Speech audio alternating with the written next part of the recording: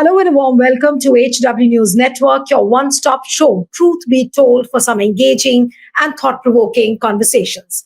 After 9 years of silence, businessman Vijay Mallya, who's been residing in United Kingdom since 2016, has finally spoken out in a podcast interview. Now, this podcast interview was 4 hours long, and after 9 years, he has broken silence on many issues, which of course he's mentioned it many times earlier, nothing new, but why he spoke at this moment is important. Now, Mallya has addressed the accusations against him, gave an explanation for his decision to stay away from India, and defended himself against being called a chor in an interview with businessman Raj Shamani, also a YouTuber. Now, in addition, he discussed his legal struggles, the collapse of Kingfisher Airlines, and whether he would think about returning to the nation. He's denied the theft allegations.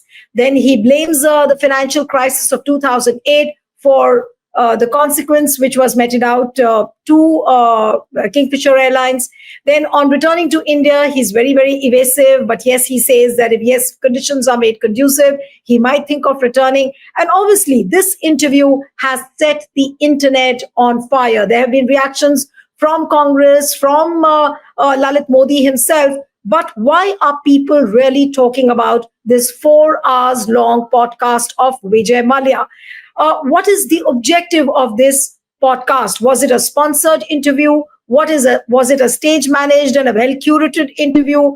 And what was Vijay Mallya looking at through this interview? We'll try and discuss all of this. Joining me now this evening is a very special guest. He is a journalist, commentator, and author, Giri Prakash, who's written a book with the title The Mallya Story, the Vijay Mallya Story. And this was a book which Giri Prakash penned in 2014. And of course, now he'll be able to tell us lots about what this podcast of Vijay Mallya looks like or feels like. Thank you so much, Giri Prakash, for joining on HW. And my first question to you is, since you've written the book called The Vijay Mallya Story, which you wrote in 2014, and you would have a clear idea of what Vijay Mallya was all about. And knowing his character, knowing his DNA, why do you think that he gave this 4 hours long podcast today? What was the occasion? Was it a special timing which he was looking at? Thank you, Neelu. The fact is that he assumed that, RCB had won the IPL title after 17 years. And he felt that this is the right time to talk about his side of the story, share what he feels about the court cases, about a whole lot of issues, about RCB, about cases, why he thinks he's being victimized, and wanted to use this opportunity to clarify a lot of things. Maybe that's the reason which drew him to have this kind of an interview.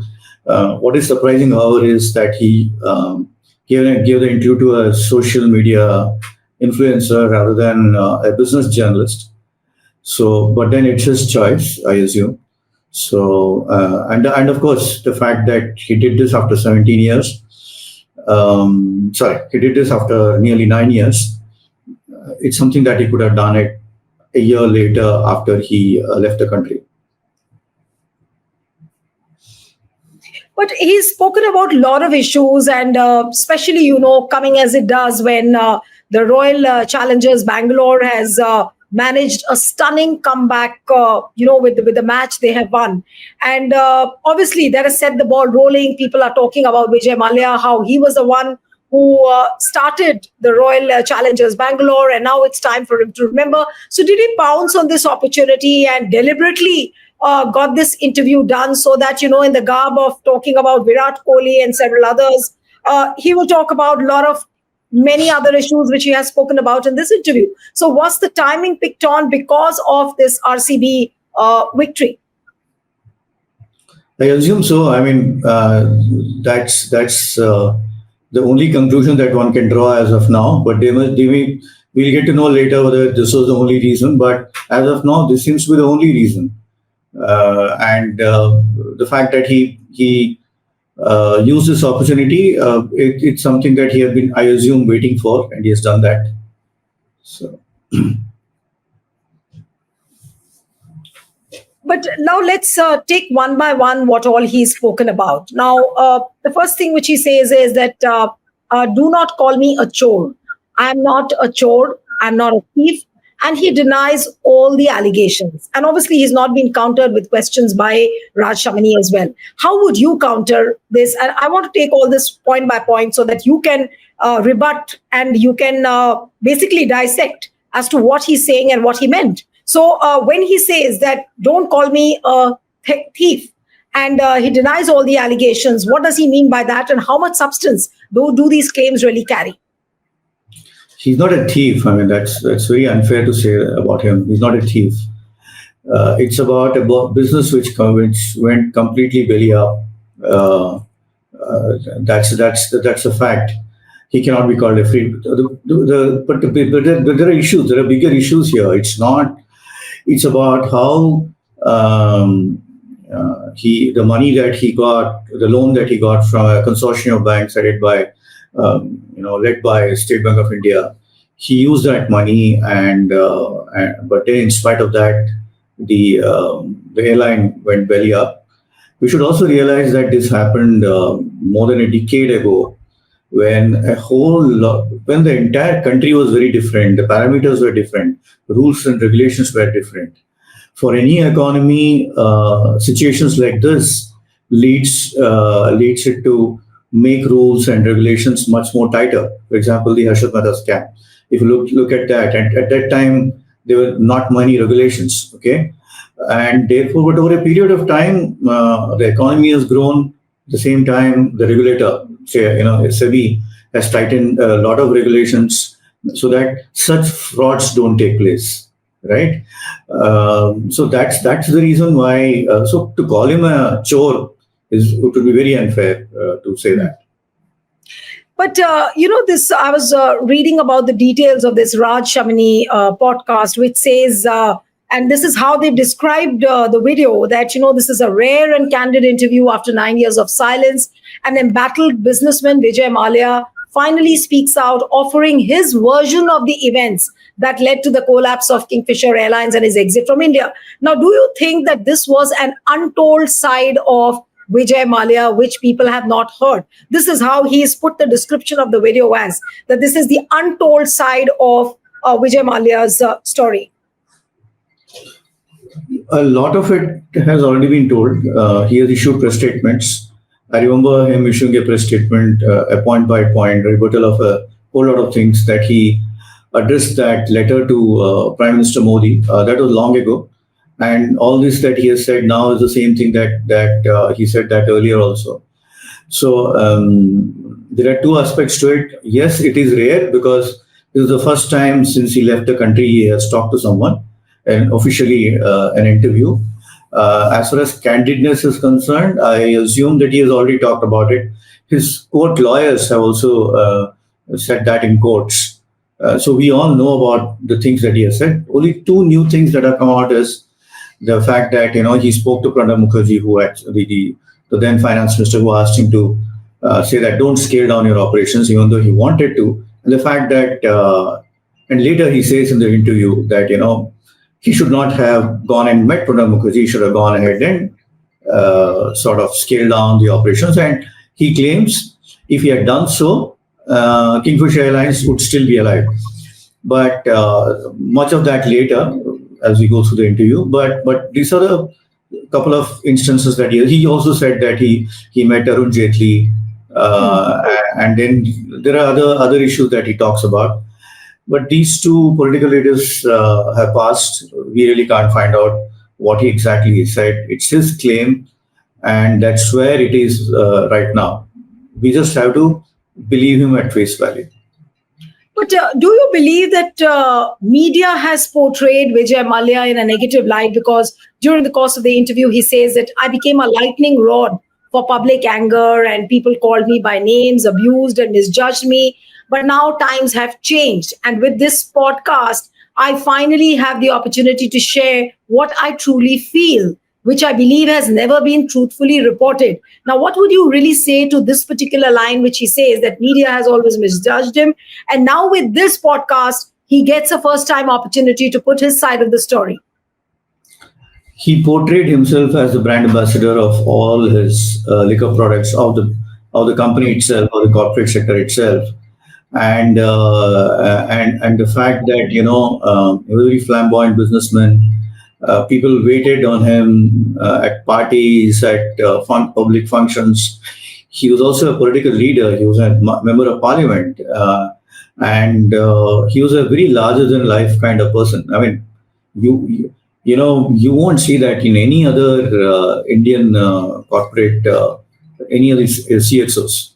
You won't even see that in the some of the richest men in the world, like say Mukesh Ambani or the Adani. They keep a very low profile. The fact is that after having done this, and who called him the king of good times? It's the media which called him the king of good times, right? And when things went wrong, they were obviously they brought out a lot of things that went wrong with the company.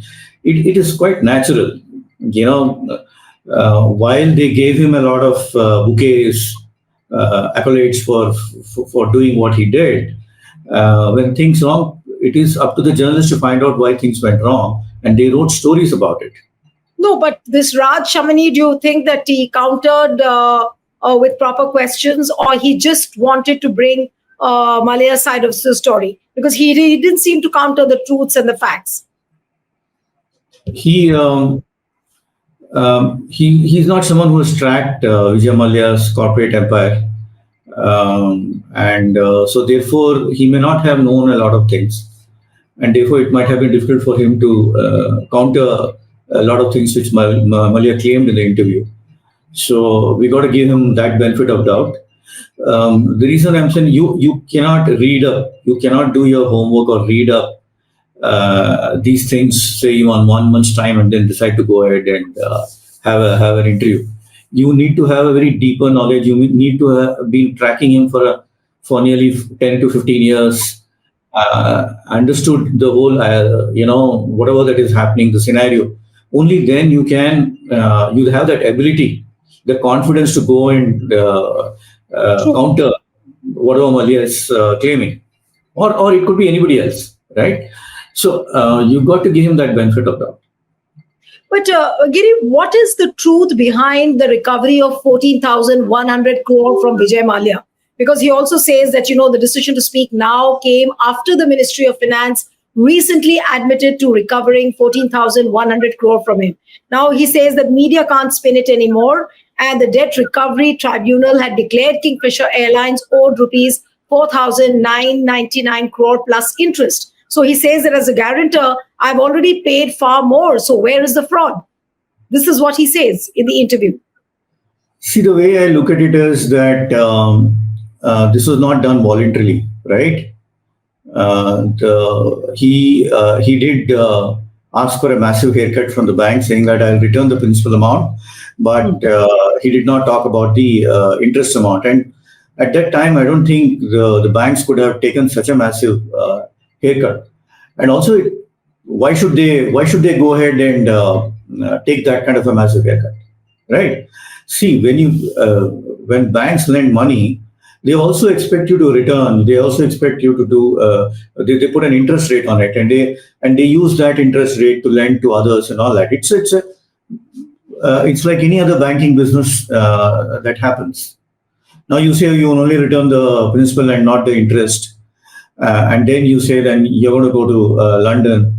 What will the bank consortium do? They will have to recover the amount. They recover the amount. And the fact to talk about the fact that it was 14,000 or whatever the amount of money that you're talking about, at the end of the day, it is the value at that moment of time and inflation that catches up with you. The other thing that I also want to say is that the unconditional offer came after he left the country and he had been declared a fugitive. See, settlement negotiations, please do understand, are during the enforcement action are not acts of goodwill. Okay, they are just like plain legal tactics. So you can't come up with saying that they have recovered more than what was it, what is the process of recovering?